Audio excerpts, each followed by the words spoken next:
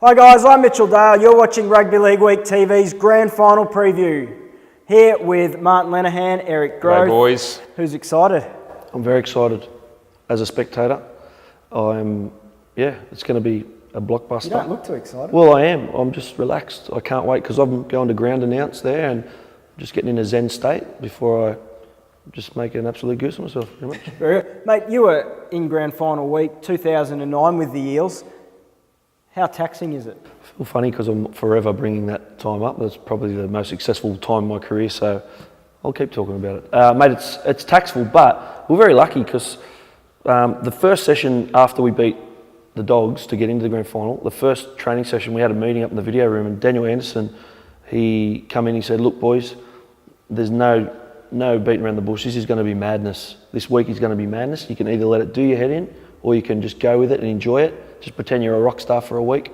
I was like, that's the best thing he could have said, because everybody after that just kind of went along with it, did everything they had to, and made fun out of it more so than seeing it as a task. So it was a very smart move from him, I thought, although it didn't work in the end. You just said, I already am one. I'm already a rock I'm star, a rock so star, it was easy. Yeah, it was easy. Just carried on as usual. Yeah, I don't think 3 people at your gig kind of warrants calling yourself a rock star, but the idea is that you have to enjoy, you have to embrace it, don't let it... 100%, yeah, because it could easily let do your head, and there's that many functions, promos, late nights, early mornings. We used to be the Grand Final breakfast, it's a lunch now, which is a nice change for players.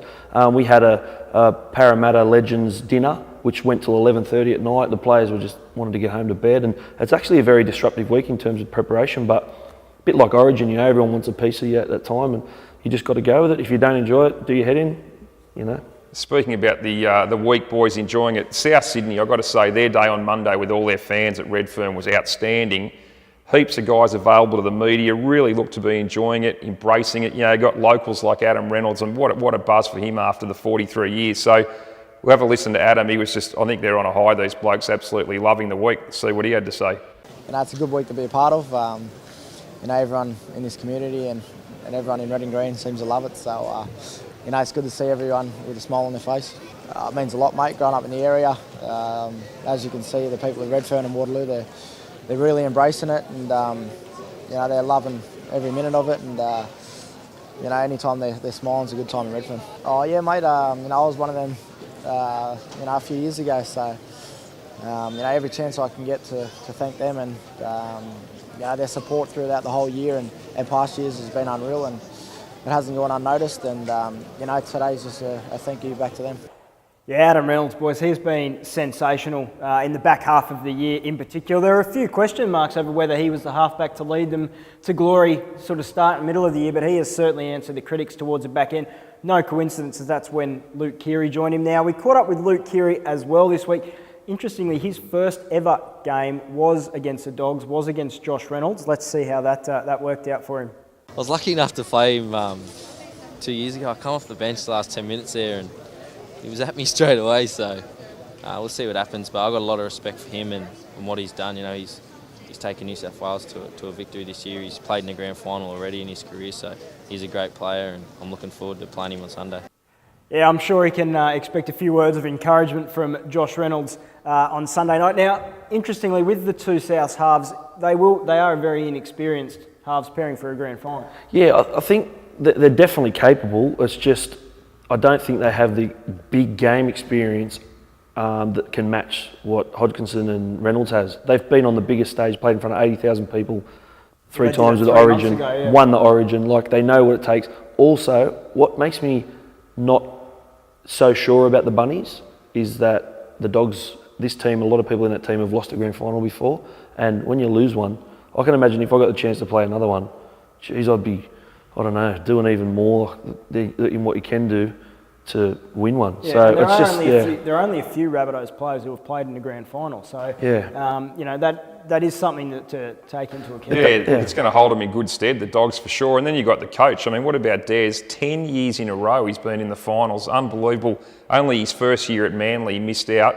Couple of premierships, couple of runners-up. He is just going to be all over this the whole week. He knows what to expect. They've had to deal with the Michael Ennis situation. He still named him in the team, which was lovely. Everybody knows he won't play, but I tell you what, he is the perfect man to take these guys, through it. And as you said, they were there 2 years ago. So caught up with Desi this week as well, just to see how he's feeling about the whole occasion. It's just all part of the build-up, isn't it? You know, or for want of a better word, part of the theatre. But at the end of the day, the best way to probably look at it is that there's two sides out there on the day. Each side's got a 50% chance of winning and a 50% chance of losing. So much will play out on the day, so much that we don't know. So we'll have to wait and see. Oh, they're both quality players, aren't they? And that was been reflected in the way they've played this year. And it's been reflected in public opinion, and it's been reflected in the way you've written about them. So both 80-minute players, both pretty hardened, and both Englishmen. I was saying earlier in the week, it'd be amazing if you got a bit of spare time to go back over the order years and put together an English team of all the players that come out. Start with Malcolm really and go from there. It's a pretty handy side. So both have been very impressive. Yeah, look, that's the big clash. James Graham, Sam Burgess. That's the clash that everyone's looking forward to in the middle there. Don't you just love it, the personalities of those two guys? So much charisma and personality, and James Graham has just been turned into a bit of a rock star this year. He's really forged his way through the NRL, and he's got a real good name for himself. And he's just a character. I love watching him play. I love his face. He's so passionate. When he runs out, we're on the sideline the other night with our Bo, and when he ran out, we're going, look at James Graham. He was just clapping the crowd. All of them were actually. They were clapping the crowd and just really soaking it right up. And it looked like it could be their time. And it does get a bit personal with Graham and Burgess as well. Two Englishmen, two proud Englishmen out here in Australia. They do go after each other when the Dogs play the Bunnies. Well, they roomed together at the World Cup last year for England. They went after each other earlier this year. Mate, they laid the foundation, these blokes. Graham and Tolman for the Bulldogs, Burgess and his brothers for the Rabbitohs. So they will go head to head. They know they're going to meet. James Graham spoke about earlier in the week. He said, look, it's not a personal thing. These guys are right there. They're at the coalface. They know they're going to come up against each other. The first few times those two boys run it up, he's just going to shake the foundation. It's going to be fantastic.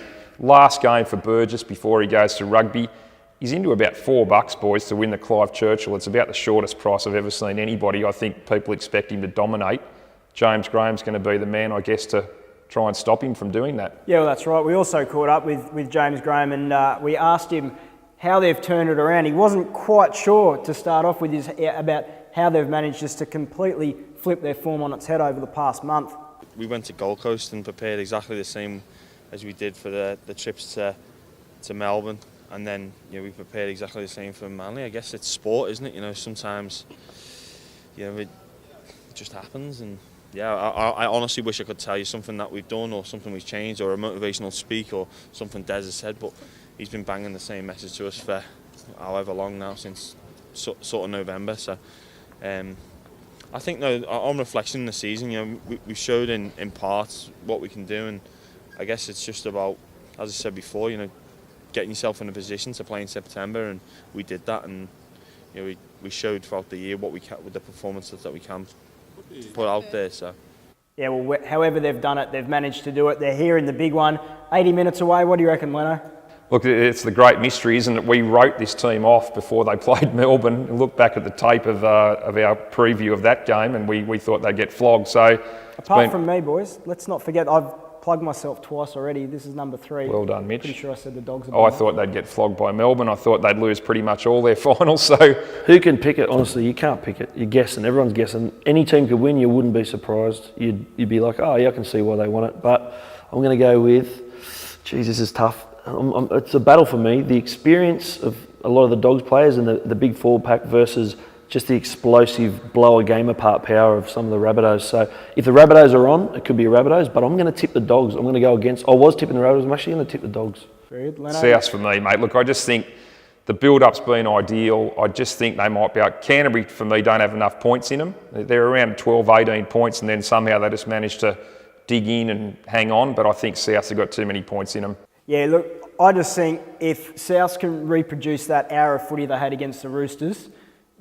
Canterbury just can't go with them. No team in the comp could go with them when they played at that level with that intensity. And if they can reproduce that, I think they can blow Canterbury off the park. The big thing to think about, though, is whether or not South did play their grand final a week earlier. I mean, there was so much hype going into that preliminary final against the Roosters, the fact it was against the Roosters, the fact that there'd been 43 years before they'd made it into a grand final, and the fact they'd been knocked out at the preliminary final the past 2 years. It felt like a grand final build-up. So the big thing for Michael Maguire is whether he can get them back up for Sunday. If he can do that, I think the Rabbitohs... That's it for me. Will they do it? Like, I know they can. If they play like that, no one's beaten them. Yeah. But will they? Well, it takes a lot of emotional energy as well as the physical energy out of them. Look, I mean, if ever they're going to be up, it's for a grand final, so that's why I'm sticking Hope so. with the... I'm going to stick with the Bunnies. I reckon it'll be 1-12, but I reckon they could also blow them off the park. Guys, that's it for us. Thank you for that. Enjoy the grand final. We will be back next week. We'll be doing a year in review, boys, and we'll also be back throughout the Four Nations, so we'll catch you then.